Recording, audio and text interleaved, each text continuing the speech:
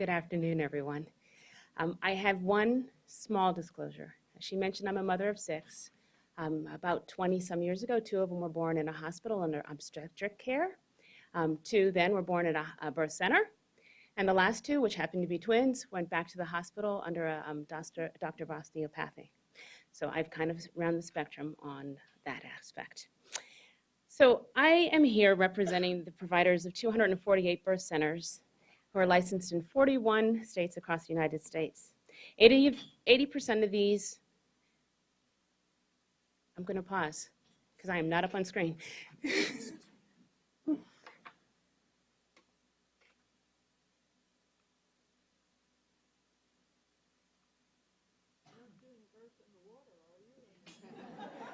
Very apropos for me. There we go. All right. Is that right now? All right, good. So the 248 birth centers that are licensed in 41 states across the nation, 80% of these are primary care providers are CNMs, with the other 20% being a combination of LMs, CPMs, and some CNMs.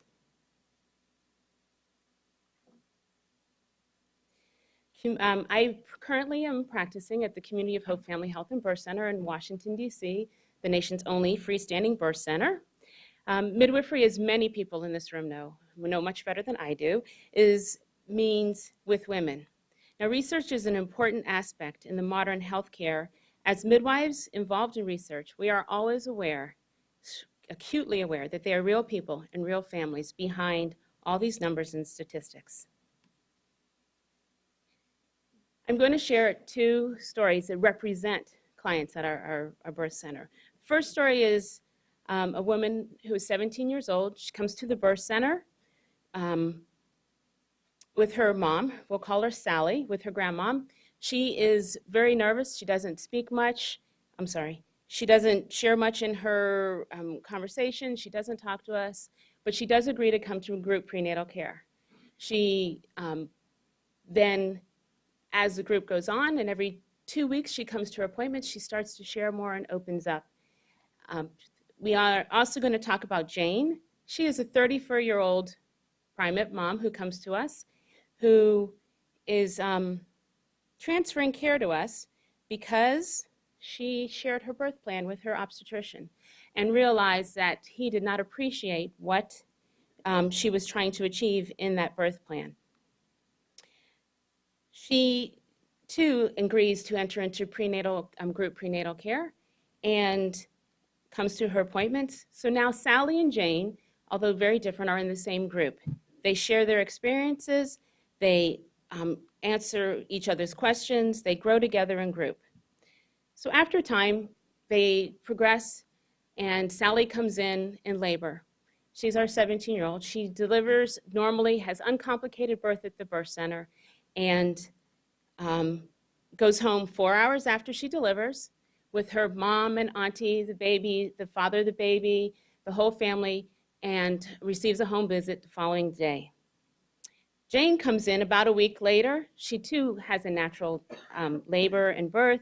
She, too, goes home and has followed up afterwards in one day for a home visit.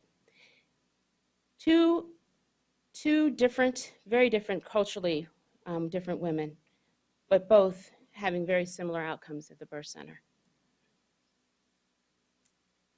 As you heard from the story, both women attended group, and group is a very integral part of the prenatal care at our birth center. The groups are dynamic and diverse, with clients and their partners from a variety of socioeconomic statuses.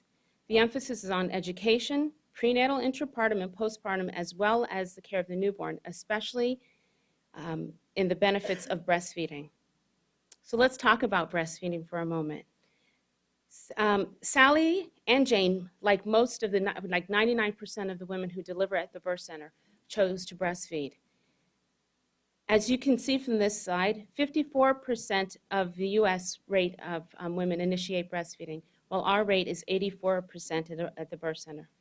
Our rate of exclusive breastfeeding at 6 months for our population is nearly 3 times that of the U.S. rate.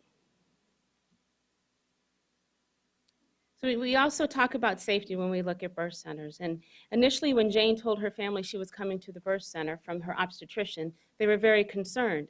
She went through and relayed some of the statistics to alleviate their skepticism. In the UDS outcome study that was just published in 2013, at the beginning of this year, it showed that 84% of the women who start care at the birth center deliver at the birth center, and overall 93% of the women end up having a vaginal delivery. There's an overall low rate of neonatal mortality, and there were no incidences of maternal mortality in the birth center study. Sally and Jane had a new sense of confidence, which they gained from having a birth center birth. Birth centers have the unique opportunity to change people's lives, not just today, but for their future. One client that expressed her appreciation of birth centers said, the fact that they encourage you to be involved and responsible about you and your family's health is what she appreciated.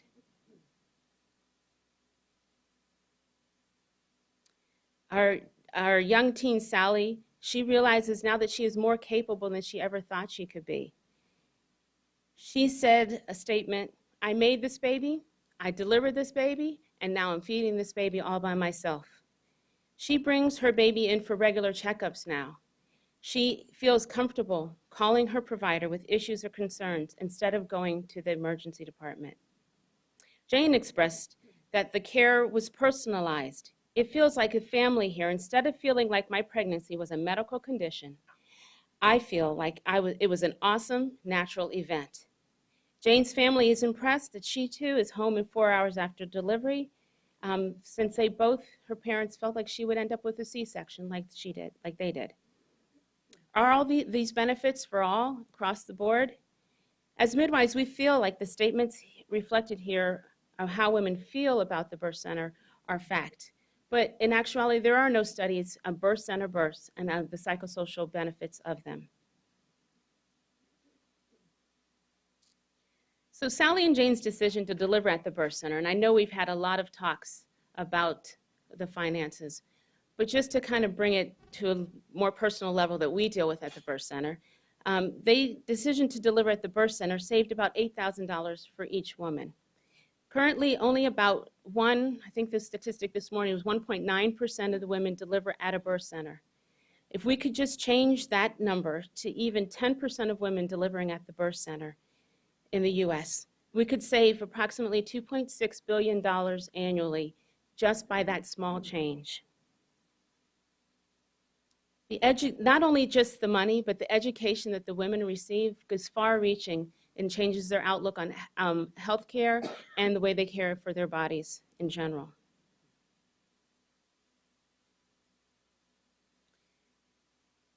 Sally was African American, and just by the mere fact that she is African American, she has an increased risk, an increased chance of having a cesarean birth, low birth weight baby, and not breastfeeding.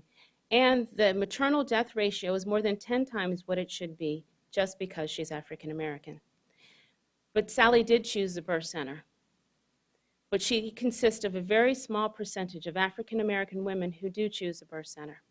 In the same UDS study that I spoke of earlier, only 5.5% of the women in that study were African American. And at my birth center, which is in the heart of DC, had a 32% rate of births of African American. And I asked, why so low? Why did Sally choose a birth center, and why don't other women choose it? We're there, we have excellent outcomes, we're right in, easily accessible, yet they don't choose us. I believe that the outcomes for African American would be changed if we could get a greater understanding of their barriers to care and why they don't choose the birth centers as an option. So we've heard really a lot about transfer rates and transfer stories and difficulties with transfers. But in that same study, the data that we looked at on the UDS study showed that there was a 12% referral rate to the to hospital once women were admitted after labor in the birth center. And less than 1% required emergency transfer during labor. And I just want to take a moment to tell a story of opportunity that I had a few weeks ago to labor with a patient who was committed to a birth center birth, was doing beautifully there, was first baby, got to 9.5 centimeters, and her water broke, and it was the thickest, darkest meconium I'd ever seen. We sat down and we had the discussion. We've talked about it in group about the risks and reasons why we transfer. But we sat down and talked about this. Was when she saw the fluid, she knew. And we decided to go to the hospital. It wasn't in an ambulance, it wasn't emergent, it was a decision. And above all else, her contractions slowed to almost nothing through the whole transport. We arrived at the hospital. I had told her to prepare for an hour worth of questions and poking and prodding. We got through the hour. When that was done, I got her off the monitor. She labored beautifully, had a very nice spontaneous birth of a 9-pound baby, no complications due to the meconium, and was able to go home the next day with her baby. This is how transfer should be. There may be that the standard, as Dr. Chervenek has said, is for hospitals to be receptive when you receive, when you have a transfer, but it is not always the case. And in those cases where it is not, are the ones that the patients suffer the greatest. The patient that I just spoke of wrote this letter. She said to me, because of all we have learned from our laboring and breastfeeding classes at the birth center, we felt prepared for labor and the first weeks at home with a new baby. We could not have asked for a better birth experience. And we really value the people and the services of the Family Health and Birth Center. That's how a transfer should go. I just want to talk on the clinical issues. The transfer rate is all tied into the clinical issues. As far as we can see, we need to study prolonged rupture of membranes, prolonged labor, obesity. All these issues play into the transfer rates and the difficulties we see at birth centers. So areas for further investigation, we need to look at the benefits of group prenatal care, psychological benefits to clients and society as a result of birth center care, cost and reimbursement, disparity, and clinical issues. Every woman, no matter what their socioeconomic status, should have racial or ethnic background, should have the opportunity to be informed about the benefits of birth centers and be able to make the best decisions for their health and health of their baby. Birth centers are safe and effective. We've shown they're economical. We will show that they're psychologically beneficial once the studies are done. Birth centers cannot remain the best kept secret in healthcare today.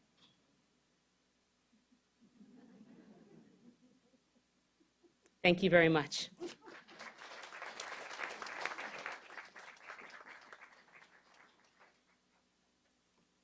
Thank you, and thank you for helping us with the research agenda.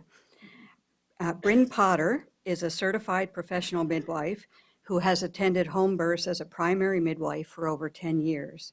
She's a member of the North American Registry of Midwives Board of Directors, and she's chair of the Legislative and Regulation Task Force of the Home Birth Consensus Summit.